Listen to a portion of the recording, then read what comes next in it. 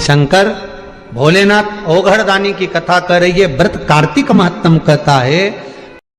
महाराज शनिवार के दिन अगर शिव की आराधना करी जाए, शनिवार के दिन अगर शंकर को जल चढ़ाया जाए तो जिंदगी में व्यक्ति की कभी अकाल मृत्यु नहीं होती। महाराज हरिद्वार के गंगा जल को भरकर लाया जाता है, गंगोत्री के गंगा जल को भरकर लाया जाता है, प्रयागराज के गंगा जल को भरकर लाया जाता है। तुम जहां जाओगे वहां के गंगा जल को भरकर लाया जाता है, केवल काशी का गंगा जल भरकर नहीं लाया जाता। काशी का गंगा जल भरकर क्यों नहीं लाते? क्योंकि काशी के गंगा जल में छोटे छोटे जीव होते हैं, उसकी रज में जीव होते हैं, उस काशी की भूमि पर जीव होते हैं।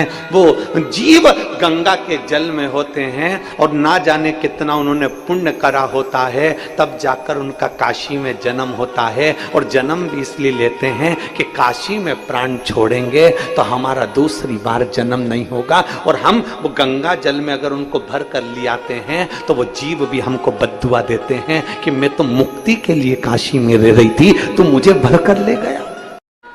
थोड़ा सा मनन चिंतन करना पड़ेगा, थोड़ा मंथन करना पड़ेगा।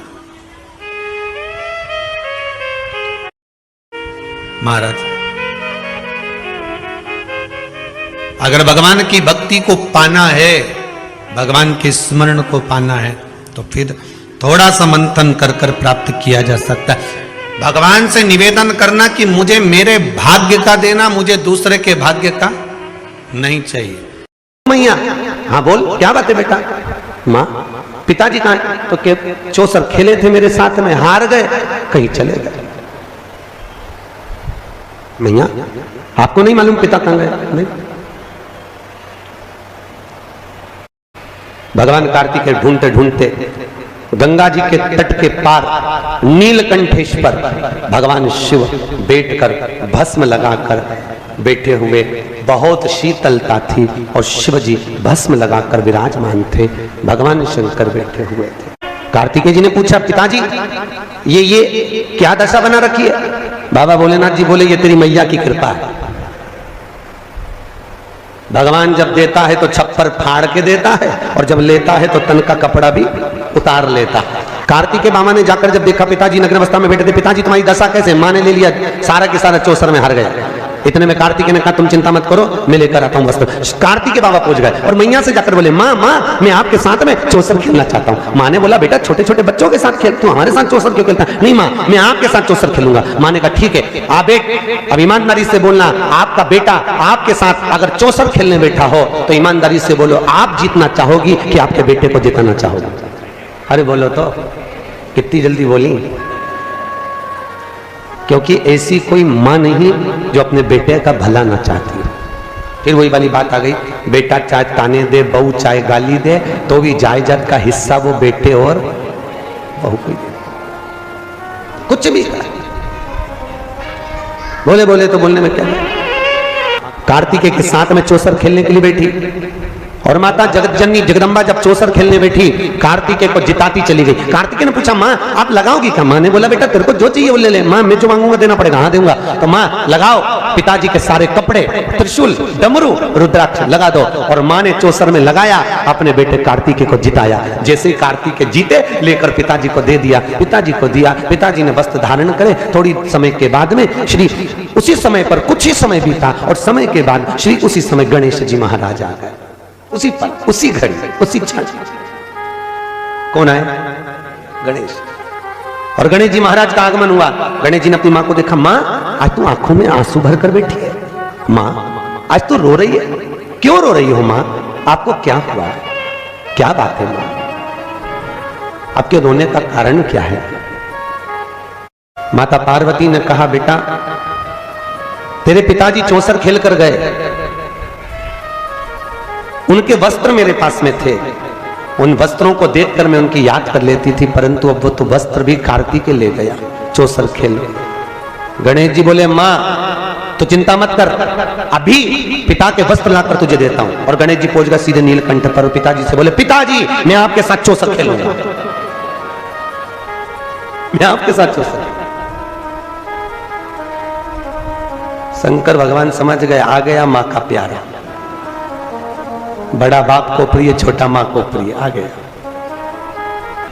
कार्तिकेय बाबा बाबा भोलेनाथ को लेकर लंका के राजा रावण को लेकर भगवान विष्णु से निवेदन कर कर उनको नारायण को बनाया पासा, और कार्तिकेय ने शंकर भगवान को ले जाकर मां के सामने बिठाया। मां, पिताजी आपके साथ चौसर खेलना चाहते हैं। मां ने कहा ठीक है, आइए बैठो। पर पिताजी एक बात कहना चाहते हैं। बोलो क्या कहना चाहते हैं?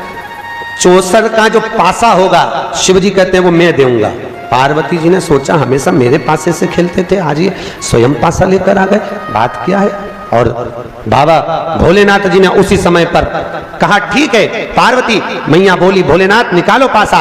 शिव जी ने झोली में से पासा निकाला और निकालकर जो चौसर खेलना चालू करा। अब तो वो नारायण के पासे के रूप में जैसा भगवान भोलेनाथ चाहे वैसा वो पासा पलट जाए।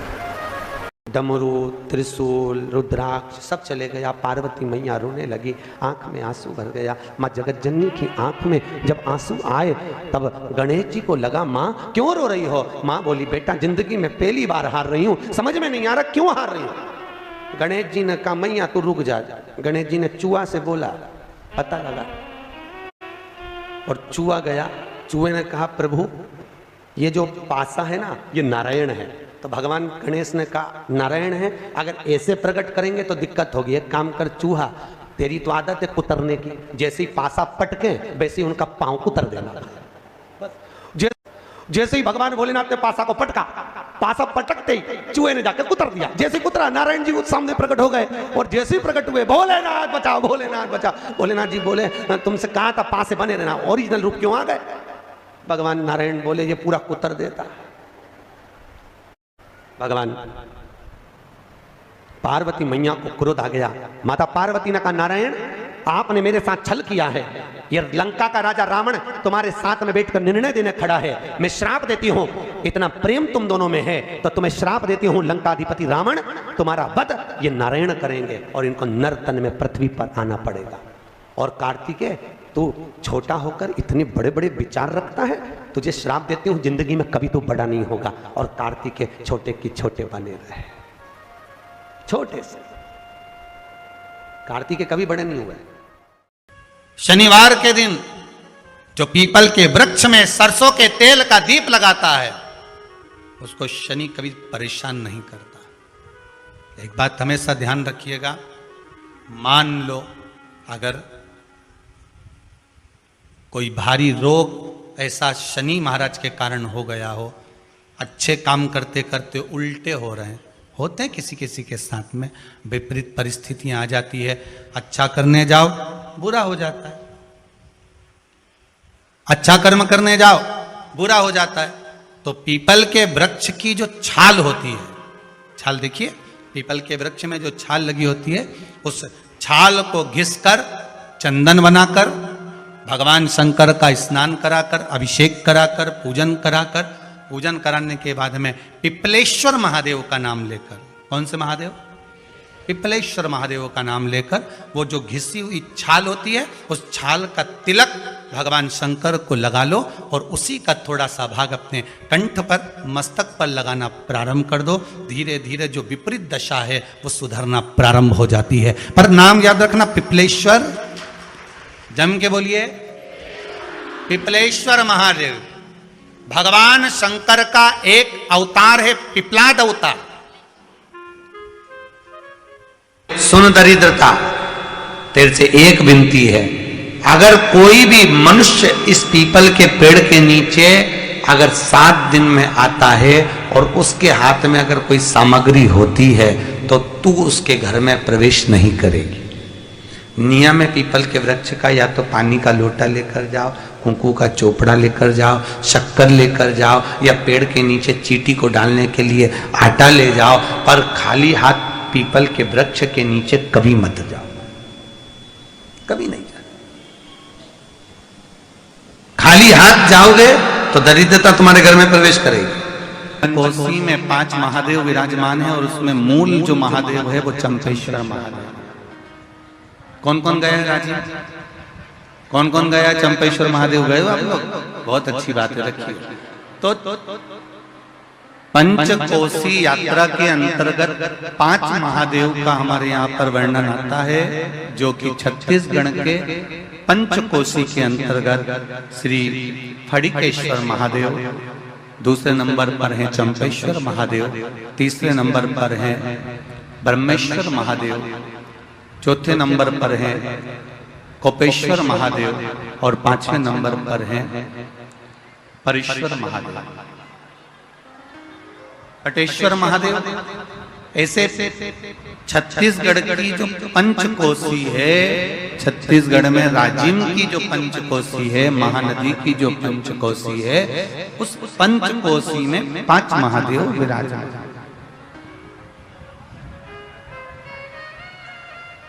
और पंचकोसी के वो 5 महादेव में जो मूल महादेव का वर्णन किया गया है, वो चंपेश्वर महादेव का किया गया।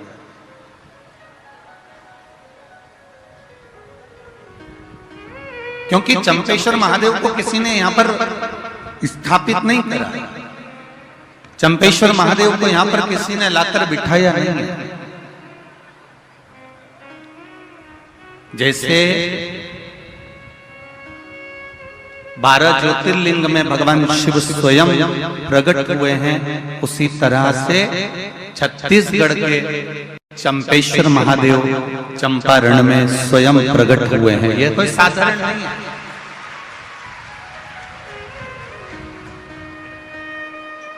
जो मेरी किस्मत में लिखा हो वो देना, हमें दूसरे के हिस्से का, और जो दूसरे के हिस्से का लेता है उसकी दशा क्या होती है, शिव महापुराण की कथा कहती है। जो दूसरे का हिस्सा खा लेता है, दूसरे का हिस्सा ले लेता है, शिव महापुराण कहती है उसकी दशा क्या होती है वो भी देख लीजिए। उसमें एक देवता ऐसे हैं जिन्होंने दूसरे का हिस्सा खाने का प्रयास किया था। एक देवता ऐसे हैं जिन्होंने दूसरे का हिस्सा खाने का प्रयास करा था, और आज भी उस देवता से दुनिया डरती है।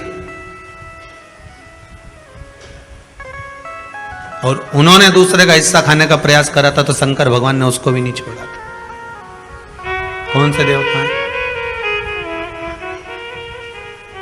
वो बाल्टी में हर शनिवार को आते हैं आपके यहां। कौन से? शनि देव। उनने क्या करा था? भगवान सूर्य नारायण ने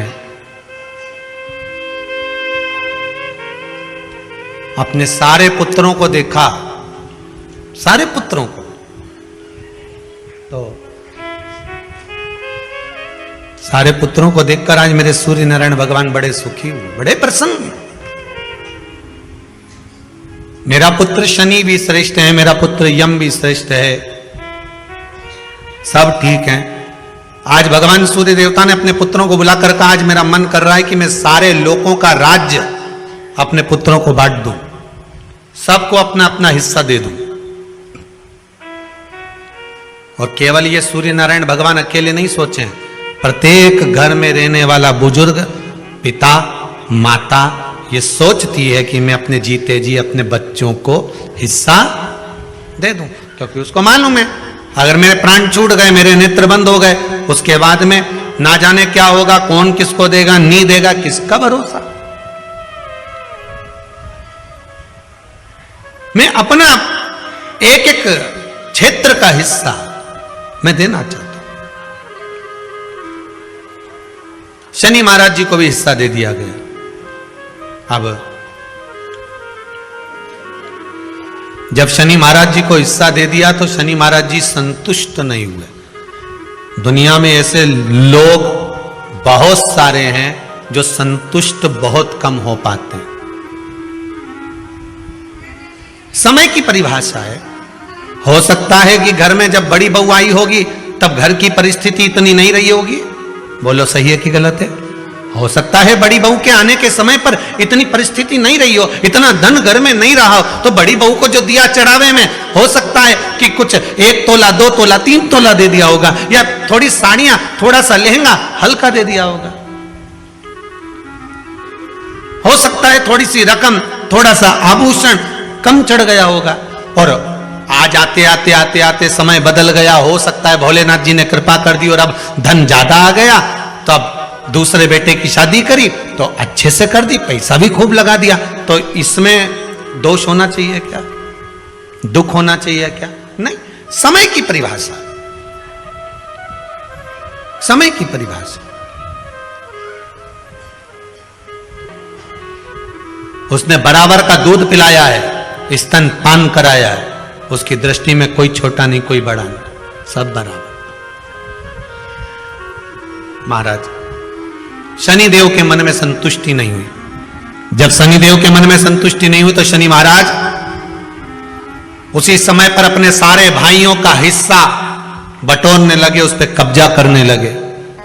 कब्जा करने लगे तो सूर्य देवता की आंख में जल भर गया। कितना तेजवान सूर्य नारायण, कितने तेजवान, कितना तेज भगवान सूर्य के पास में था, पर शनि महाराज को देखकर आज रो रहे हैं। शनि महाराज को देखकर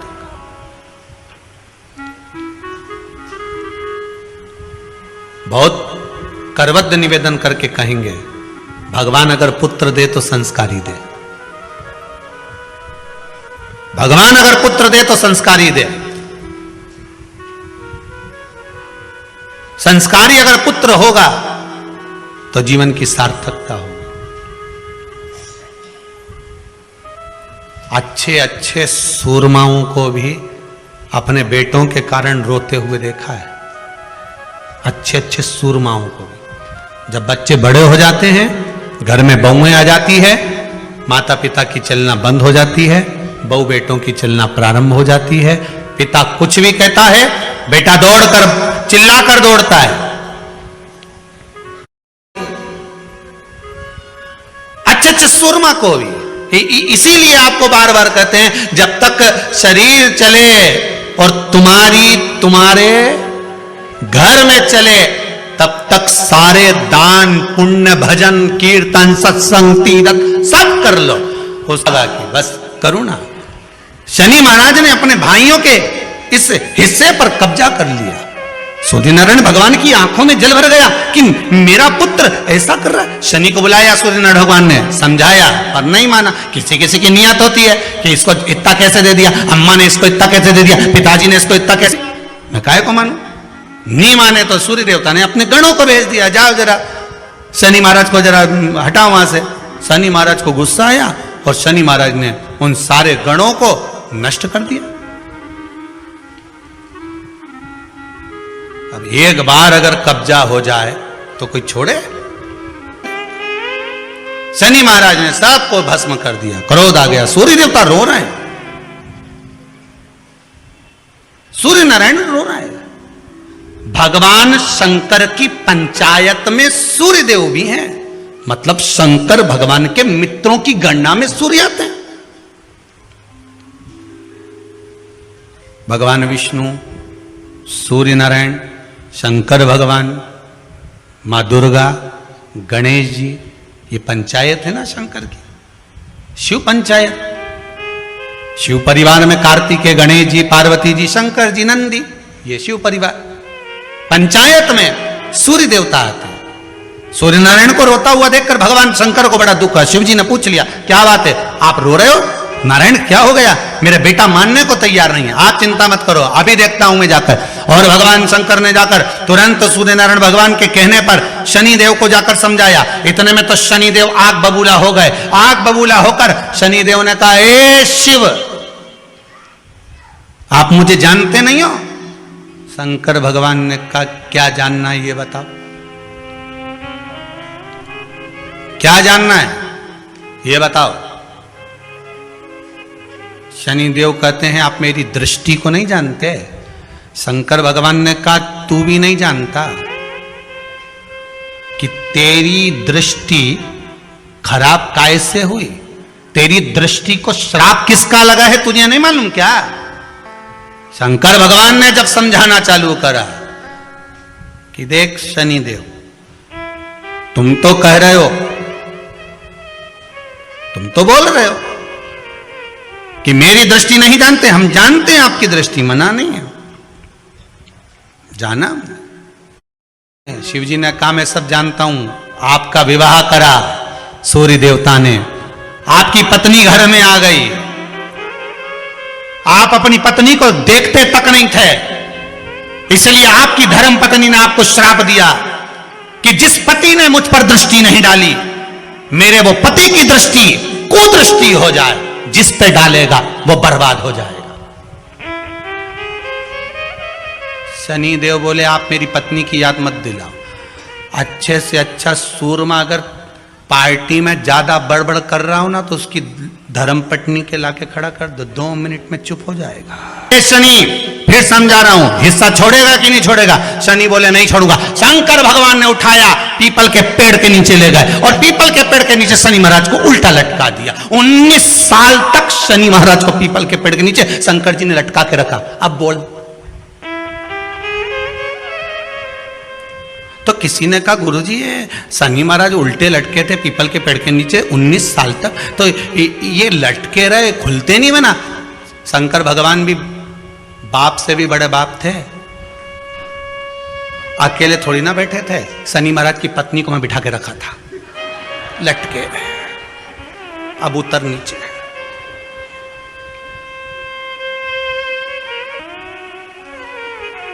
शनि महाराज ने देखा इसी ने मुझे श्राप दिया है, मेरी दृष्टि कुदृष्टि हो जाए, और इसको मैं देखना पसंद नहीं करता। तो शनि ने 19 साल तक आंख नहीं खोली। शंकर जी ने भी कह दिया था यहीं बैठी है, खोल मत लीजिए, तो बापड़ा खोले ही नहीं आंख, औंधा लटके पीपल के पेड़ में। कई बार शनि महाराज ने शिव जी से कहा गई क्या?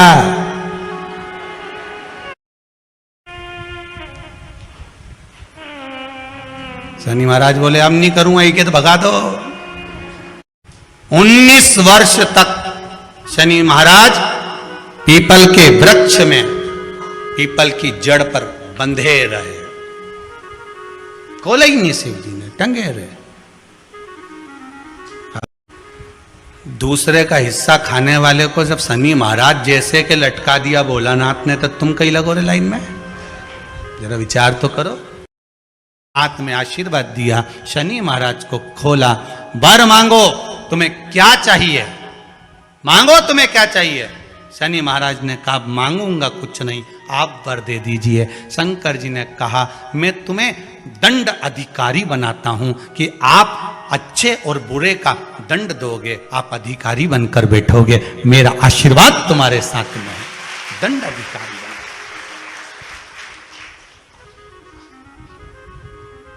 पीपल की जड़ में बांधा है तेरे को, पीपल की जड़।